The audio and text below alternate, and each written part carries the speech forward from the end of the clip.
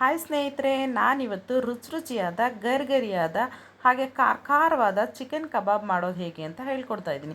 ಮೊದಲಿಗೆ ಅರ್ಧ KG chicken ತೊಗೊಂಡಿದ್ದೀನಿ. ಅದಕ್ಕೆ ಅರ್ಧ ಸ್ಪೂನಷ್ಟು ಉಪ್ಪು ಮತ್ತು ಅರಿಶಿನ ಪುಡಿ ಹಾಕಿ 2-3 ಸತಿ ಚೆನ್ನಾಗಿ ತೊಳ್ಕೊಂಡು ಒಂದು ಜಾಲರಿಯಲ್ಲಿ ಹಾಕಿ ನೀಟಾಗಿ ಸೋರಕ್ಕೆ ಇಟ್ಕೊತಾ ಇದ್ದೀನಿ.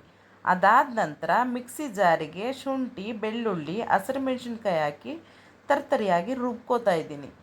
ಸೋರಿಸಿಟ್ಕೊಂಡಿರೋಂಥ ಚಿಕನಿಗೆ ಅರ್ಧ ಸ್ಪೂನ್ ಉಪ್ಪು, 1 ಸ್ಪೂನಷ್ಟು ರುಬ್ಬಿಟ್ಕೊಂಡಿರೋಂಥ ಮಸಾಲ ಹಾಗೆ 2 ಸ್ಪೂನಷ್ಟು ಕಾರ್ನ್ಫ್ಲೋರ್ನ ಹಾಕಿ ಒಂದು ಮೊಟ್ಟೆ ಸಹ ಒಡೆದು ಹಾಕಿ, ಅದಾದ ನಂತರ ತೇಜು ಚಿಕನ್ ಕಬಾಬ್ ಮಸಾಲ ತೊಗೊಂಡಿದ್ದೀನಿ ನಾನಿಲ್ಲಿ. ನೀವು ನಿಮ್ಗೆ ಇಷ್ಟ ಆಗೋದು ಯಾವ್ದು ಬೇಕಾದರೂ ತೊಗೋಬೋದು.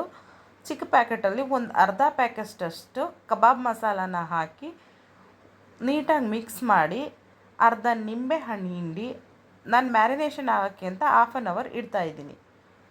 ಅದಾದ ನಂತರ ಒಂದು ಸತಿ ನೀಟಾಗಿ ಮಿಕ್ಸ್ ಮಾಡಿಕೊಂಡು ಎಣ್ಣೆನ ಚೆನ್ನಾಗಿ ಕಾಯೋಕ್ಕಿಟ್ಟು ಕಬಾಬ್ನ ಒಂದೊಂದಾಗಿ ನೀಟಾಗಿ ಎಣ್ಣೆಯಲ್ಲಿ ಬಿಟ್ಕೊಳ್ಳೋದು.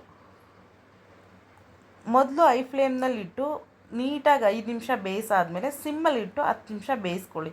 ಆವಾಗ ಒಳಗಿನ ತನಕ ಚಿಕನ್ ಚೆನ್ನಾಗಿ ಬೇಯುತ್ತೆ, ಹಾಗೆ ಟೇಸ್ಟ್ ಕೂಡ ತುಂಬ ಚೆನ್ನಾಗಿರುತ್ತೆ. ಈ ವಿಡಿಯೋ ಇಷ್ಟ ಆದರೆ ಲೈಕ್ ಮಾಡಿ, ಫಾಲೋ ಮಾಡಿ, ಸಬ್ಸ್ಕ್ರೈಬ್ ಮಾಡಿ.